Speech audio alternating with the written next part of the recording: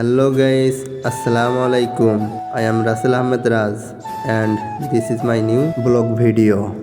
আজকে আমরা যাব ড্রিমল্যান্ড এডুকেশনাল পার্কে। এর জন্য আমরা বেরিয়ে পড়লাম এবং ফাইনালি আমরা চলে আসলাম ড্রিমল্যান্ডে।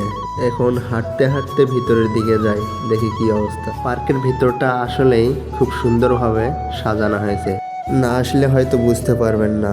বিশেষ করে গাছগুলো অনেক সুন্দর। শুরুতেই এক কন্টেন্ট ক্রিয়েটর সামনে পড়লো আর সেই লোকের দেখায় আমার বন্ধুগুলাও এখানে ভণ্ডামি শুরু করলো। আপনারা জাস্ট পার্কের ভিউটা দেখেন কত সুন্দর।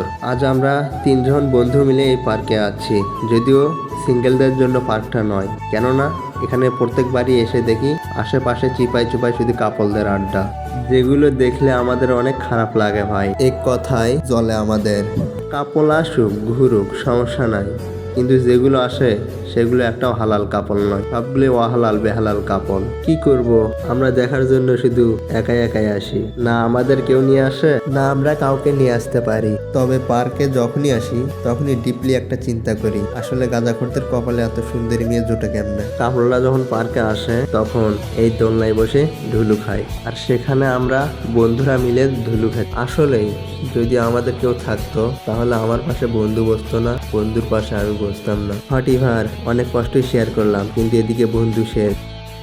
সমস্যা নাই, সিঙ্গেল দেখে যে আসবেন না আসলে এমনটা নয়, আপনারাও আসবেন। ড্রিমল্যান্ড পার্কটা অনেক সুন্দর, দেখেন চারপাশের ভিউগুলো দেখেন। পার্কটা যদিও পলাশবাড়ির ভিতর, তবুও পলাশবাড়ি থেকে যাইতে 5 টাকা ভাড়া লাগে। আমরা যাই, মাঝে মাঝে যাই শুধু ওই অহালাল বেহালাল কাপল দেখার জন্য।